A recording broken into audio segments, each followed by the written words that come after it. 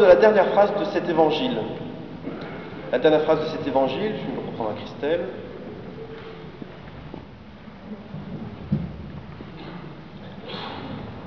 Il manifesta sa gloire et ses disciples crurent en lui.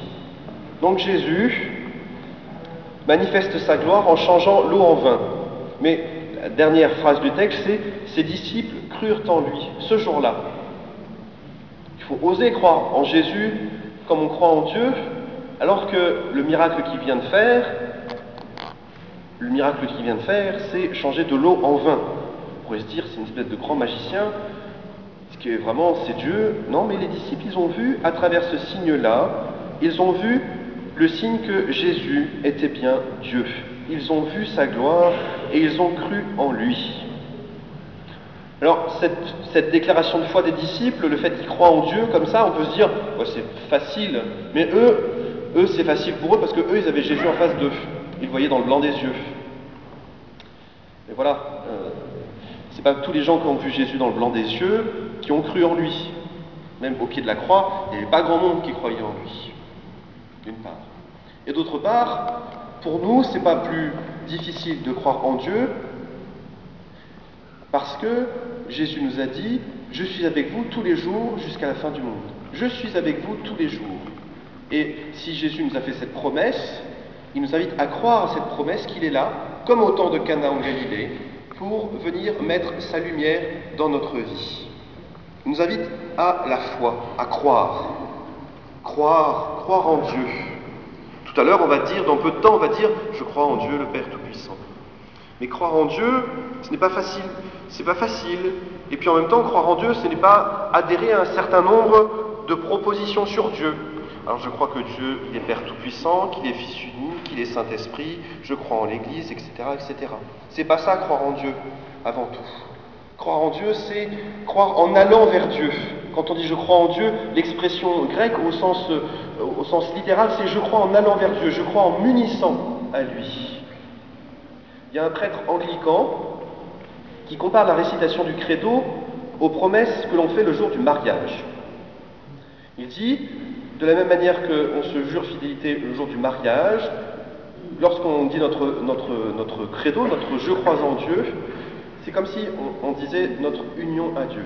Ça donne, par exemple, François, voulez-vous prendre pour épouse légitime Valérie ici présente, mariage, et de la même manière, Valérie, croyez-vous en Dieu le Père Tout-Puissant? Ben, ce prêtre, il dit, je suis vraiment d'accord avec lui, que ces deux formules se rejoignent, qu'elles disent profondément la même chose. Nous nous attachons à Dieu pour le meilleur et pour le pire, dans la joie et la détresse, dans la richesse et la pauvreté, dans la santé et la maladie, jusqu'à ce que la mort nous réunisse à lui. En fait, quand nous disons le credo, nous renouvelons en quelque sorte notre promesse de mariage envers Dieu. Et alors là, j'allais dire, peu importe si la tête du curé ne nous revient pas, ou la tête de son vicaire d'ailleurs, peu importe si les chants à la messe sont trop modernes ou au contraire trop vieux, peu importe qu'il y ait de l'encens ou qu'il n'y ait pas d'encens, voilà, au fond tout ça n'est pas important, ce qui compte c'est qu'on soit unis à notre Seigneur. C'est qu'on soit unis à ce Seigneur qui nous a donné la foi, l'espérance et la charité le jour de notre baptême. C'est ça qui compte. Faire de notre credo, notre profession de foi, de notre attachement à Dieu, une véritable déclaration d'amour. J'ai appris cette semaine l'histoire d'un saint, un religieux, un dominicain. Un dominicain, pour les jeunes, c'est comme une dominicaine, les sœurs qu'on a là, mais sans le voile. Donc, un dominicain qui allait expliquer aux cathares, au XIIIe siècle, les cathares refusaient de croire que Dieu était un. Nous on dit je crois en un seul Dieu, eux ils disaient non, il y a un Dieu du bien, il y a un Dieu du mal. Et les dominicains, et comme toute l'Église, disaient non, il y a un seul Dieu. Et Saint Pierre de Vérone, il a donné sa vie. Les cathares l'ont mis à mort parce qu'il refusait de dire qu'il y avait deux dieux. Et l'histoire de Saint Pierre de Vérone, c'est que en mourant, avec son sang, il a écrit « Je crois en un seul Dieu ». Avec son sang. Ça, c'est une déclaration d'amour. Et nous sommes invités à faire une même déclaration d'amour au Seigneur. Alors certes, pas avec notre sang, on n'est pas au XIIIe siècle dans le pays Qatar, on est à Martigues au XXIe siècle, mais on est invité à vivre cette même relation d'amour avec notre Seigneur. On est invité à être les témoins de cette lumière que le Seigneur vient mettre dans notre vie, que le Seigneur vient changer l'eau de notre vie pour en faire un vin nouveau, un vin débordant de joie et d'allégresse. Voilà ce que nous sommes invités à vivre comme témoins. Et le Seigneur nous dit, allez par toute la terre, annoncer l'évangile aux nations, la bonne nouvelle, cette bonne nouvelle de Cana en Galilée. La vie se manifeste, la vie nouvelle. Là où il n'y avait apparemment que de la mort et de la tristesse, Dieu peut faire jaillir de la vie et de la joie. Nous sommes invités à être témoins de ça. Le jour de notre baptême, le Seigneur nous a mis en nous cette force de vie pour pouvoir témoigner de cette vie nouvelle du Seigneur. Ce matin, en voyant le temps un petit peu chagrin qui nous tombait dessus, je repensais à un épisode d'Astérix. Il s'appelle Le Devin. Je ne sais pas si vous le connaissez. Le Devin, ça commence comme ce matin. Il y a un temps absolument apocalyptique, il pleut partout. Alors j'allais dire les disciples, mais en fait les habitants du village sont recroquevillés dans la maison du chef, les uns contre les autres, ils ont peur, ils ne savent pas ce qui va se passer. Et à ce moment-là apparaît le Devin. Et qu'est-ce que dit le Devin ? Après la pluie viendra le beau temps. Et de tout temps, depuis l'origine du Christ, depuis les temps du Christ jusqu'à maintenant, il y a toutes sortes de charlatans, à la manière de ce Devin, qui nous disent, vous savez, c'est les astrologues, les voyants, tous ces gens-là, qui nous disent, voilà, votre destin est inscrit dans les étoiles ou dans les entrailles d'un poisson, et tout ce qui se passe pour vous, c'est le destin implacable, et vous ne pouvez rien y faire, il faut subir, ma foi, c'est ça la vie. Jésus ne vient pas dire ça. Jésus ne vient pas dire « après la pluie viendra le beau temps ». Jésus vient dire, et la nuance est très importante, au milieu de votre pluie, au milieu de la nuit, au milieu de tout ce qui nous tombe dessus, et qu'on ne choisit pas forcément, moi je viens mettre ma lumière, ma vie, mon soleil. Voilà ce que nous promet le Seigneur, et c'est tout à fait différent.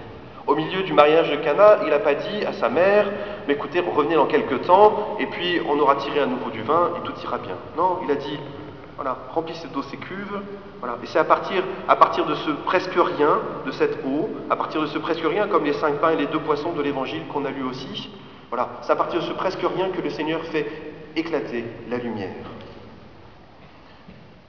Par rapport à ce Dieu-là, comment est-ce que nous, on peut se conduire ? Bien, je pense qu'on peut se conduire dans notre vie par rapport à ce Seigneur qui vient mettre sa lumière, comme on vient à la messe. La messe, elle dit bien un peu ce que nous pouvons vivre dans notre vie. Nous sommes invités, et tout à l'heure nous allons le faire, à marcher humblement pour venir recevoir la vie du Seigneur dans son corps, dans son sang. Cette vie nouvelle, cette vie éternelle, cette vie de l'alliance entre lui et nous. Nous sommes invités à marcher humblement vers le Seigneur et à lui dire humblement, Seigneur, dans ma vie, je n'ai plus de vin.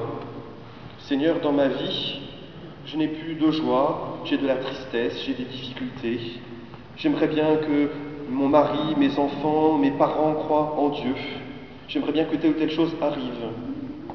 Voilà, nous sommes invités à venir nous présenter cela au Seigneur, humblement.